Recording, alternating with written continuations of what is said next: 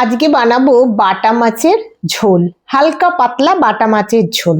নমস্কার বন্ধুরা, welcome to my জিমাস kitchen. যেহেতু বাটা মাছের ঝোল, তার জন্য তো বাটা মাছ লাগবে। এখানে আমি 7 পিস মতো মিডিয়াম সাইজের বাটা মাছ নিয়েছি। নিয়ে এর মধ্যে নুন আর হলুদ দিয়ে ভালো করে মাছটাকে এপিট ওপিট করে রগড়ে মাখিয়ে রাখবো। মাখিয়ে মিনিট 5 রেখে দেবো। হাতে সময় থাকলে আপনারা আধা ঘন্টাও রেখে দেবেন। আমি মোটামুটি মাছে নুন হলুদ মাখিয়ে কিছুক্ষণ রেখে দিই, যাতে ওর গন্ধটা কেটে যায়। এখানে আমার মাখানো হয়ে গেছে নুন হলুদটা। এবার আমি একটা পেস্ট বানিয়ে নেবো। এখানে আমি একটা মিডিয়াম সাইজের টমেটো নিয়েছি, আর তার সঙ্গে কিছুটা ধনেপাতার ডাঁটি আর একটা কাঁচা লঙ্কা। ঝালটা আপনারা আপনাদের মতো দিতে পারেন। এবার তেল গরম করতে দিয়েছি কড়াইতে। তেলটা যখন খুব ভালো করে গরম হয়ে যাবে, তখন একটা একটা করে আমি মাছগুলো ছেড়ে দেবো।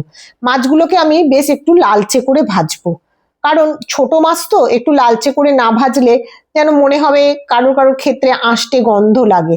সেই জন্য আমার বাড়িতে সবাই এই ছোট মাছটা একটু অ্যাভয়েডই করে।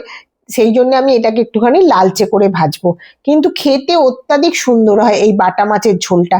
আমার এক পিঠ ভাজা হয়ে গেছে। এবার আমি মাছটা তুলে নেবো অন্য একটা পাত্রের মধ্যে দিয়ে।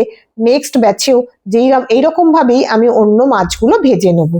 এটা আপনারা গরম পড়েছে তো মাঝে মধ্যেই খেতে পারবেন, আর খুব কম মশলা দিয়ে হয়, খুব রিচ হয় না, খেতেও কিন্তু খুব সুস্বাদু হয়।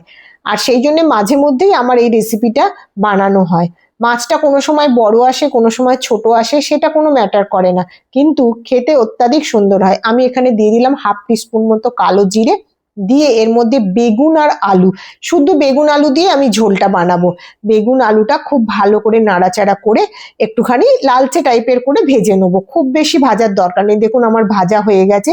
যেহেতু মাছ অল্প আর লোকজনও অল্প, সেই জন্য আমি অল্প করেই আনাজটা দিয়েছি। এখানে আমি দিয়ে দিলাম 1 টিস্পুন মতো আদা বাটা, আর যেইটা আমি মিক্সিতে পেস্ট করে রেখেছিলাম টমেটো, ধনেপাতা, ডাঁটি, কাঁচা লঙ্কা, সেইগুলো দিয়ে দিলাম। দিয়ে একটু ভালো করে নাড়াচাড়া করে এর মধ্যে দিয়ে দিচ্ছি 1/2 টিস্পুন মতো হলুদ গুঁড়ো, 1/2 টিস্পুন মতো ধনে গুঁড়ো, আর 1/2 টিস্পুন মতো জিরে গুঁড়ো। এখানে আমি গুঁড়ো লঙ্কা দিইনি, 1 টিস্পুন মতো কাশ্মীরি লঙ্কা দিয়েছি। যদি ঝালটা আপনাদের বেশি মনে হয়, তাহলে আপনারা আপনাদের পছন্দ মতো ঝালটা দিয়ে দেবেন। এছাড়াও এর মধ্যে কাঁচা লঙ্কাও দিতে পারেন। আমি মিক্সি ধুয়ে সেই জলটা দিয়ে দিলাম, যেহেতু মশলাটা কষাতে লাগবে, নাহলে তলাটা পুড়ে যাবে। আর মশলা পুড়ে গেলে খেতে কিন্তু একদমই ভালো হয় না। অল্প অল্প করে দেখুন কষাতে কষাতে আমার সাইড থেকে তেল ছেড়ে দিয়েছে। এর মধ্যে আমি লবণটা দিয়ে দিলাম। যেহেতু টমেটোটা বাটা আছে এবং লবণটা দিয়েছি, এর মধ্যে থেকে এখন একটুখানি জল বের হবে।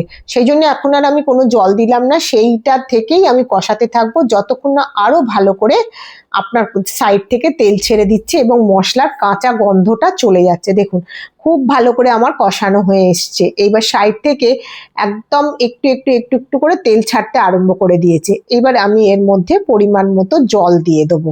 ভালো করে নাড়াচাড়া করে নিলাম, নিয়ে এর মধ্যে আমি এবার জল দেবো। আর জলটাও আপনারা আপনাদের পরিমাণ মতো দেবেন। যেহেতু জিনিস অল্প, সেই জন্য আমি অল্পই জল দিয়েছি। আর বেগুন তো ভাজতে ভাজতেই সেদ্ধ হয়ে যায়, সেই জন্য আলুটা একটু সেদ্ধ করার জন্য আমি একটুখানি ভালো করে মশলাটা গা থেকে মাখিয়ে নিয়ে একটুখানি ঢাকা দিয়ে দেবো। যেহেতু চন্দ্রমুখী আলু, খুব একটা বেশি টাইম লাগে না সেদ্ধ হতে। আমার সেদ্ধ হয়েও গেছে আলুটা। আর এর মধ্যে আমি ভেজে রাখা মাছগুলো এবার ছেড়ে দেবো, দিয়ে বেশ কিছুক্ষণ ধরে ফোটাবো। একটু মাছগুলো ভালো করে সময় ধরে না ফোটালে মাছের মধ্যে থেকে মাছের স্বাদটা ঝোলের মধ্যে আসে না। সেই জন্য আমি বেশ কিছুক্ষণ টাইম ধরে মিনিট 60, বেশ মানে মিনিট 60 মতো ফোটাবো। দেখুন আমার মাছের ঝোল ফুটে গেছে। এইবার এর উপরে আমি অল্প করে একটু ধনেপাতা ছড়িয়ে দিলাম। ব্যাস, আমার রান্না কমপ্লিট। খেতে কিন্তু অসাধারণ হয়। আর দেখলেন তো কত কম উপকরণ দিয়ে কত সহজেই এই রান্নাটা হয়ে যায়। আমি এটাকে একটুখানি ঢাকা দিয়ে দেবো। ধনেপাতার ফ্লেভারটা এর মধ্যে ঢুকে গেছে। আমার রান্না কমপ্লিট। ভাত বেড়ে এইবার সকলকে পরিবেশন করব। আমার রান্না আপনাদের ভালো লাগলে চ্যানেলটা সাবস্ক্রাইব করে আমার পাশে থাকবেন।